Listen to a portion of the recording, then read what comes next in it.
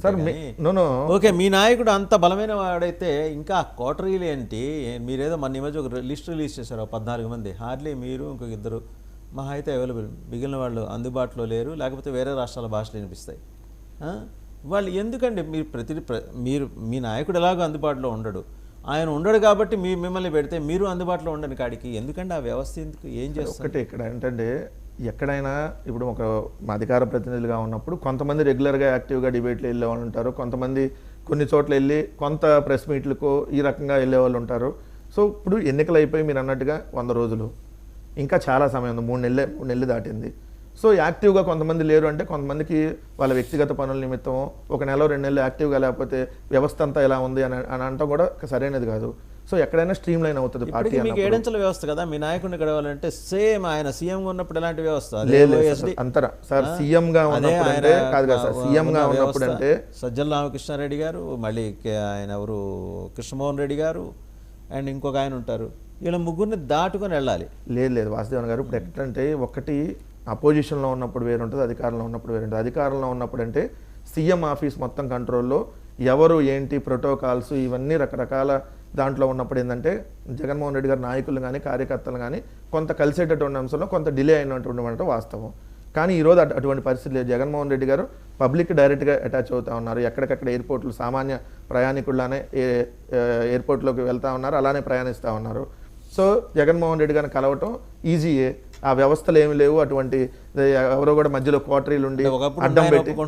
ప్రభుత్వం ఉన్నప్పుడు ఉంటుంది సార్. ఎందుకు ప్రభుత్వం ఉన్నప్పుడు ఉంటుందంటే ప్రభుత్వం ఉన్నప్పుడు అక్కడంతా చీఫ్ సెక్యూరిటీ ఆఫీసరు వాళ్ళందరూ ఎవరు వస్తున్నారు, ఎవరు ఏంటి పలానా టైమింగ్, మళ్ళీ ఒక అధికారులతో మాట్లాడటం, టైం అనేది పూర్తిగా పార్టీకి కేటాయించలేరు.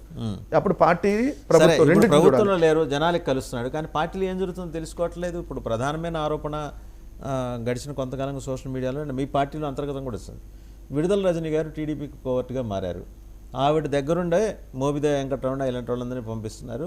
ఇంకా చాలామందికి ఆమె ఎత్తి పెట్టబోతున్నారు.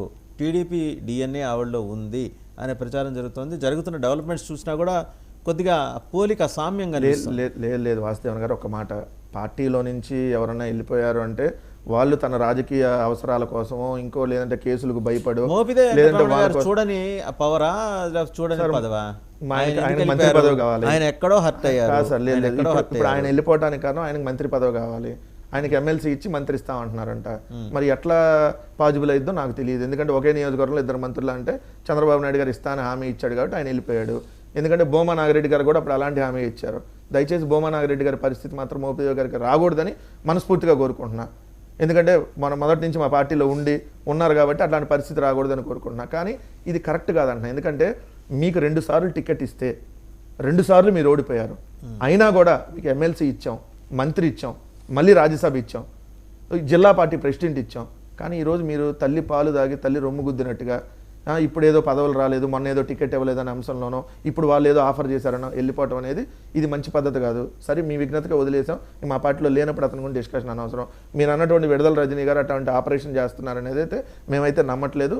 అది ఎవరో ప్రత్యర్థులు చేసేటటువంటి ఆరోపణ. ఎందుకంటే విడుదల రజనీ గారికి ప్రత్యర్థులు ఎక్కువ ఉంటారు. మీకు తెలిసి అవతల ఏదైతే పత్తిపాటి పుల్లారావు గారి బ్యాచ్ ఇంకొకళ్ళు ఏదో వాళ్ళు చేసేటటువంటి ప్రచారంగా భావించాలి. స్టిల్ వైఎస్ఆర్ కాంగ్రెస్ పార్టీలోనే ఉన్నారు. మొన్న కూడా జగన్మోహన్ రెడ్డి గారు వచ్చినప్పుడు ఏదైతే పల్నాడు జిల్లాలో పరామర్శలకి వాటికి వచ్చినప్పుడు కూడా జగన్మోహన్ రెడ్డి గారు అయిపోయి ఉన్నారు, ఇప్పుడు కూడా ఉంటారు. లేళ్ల అప్పిరెడ్డి, తలసిల్ల రఘురాం, దేవినేని అవినాష్ వీళ్ళ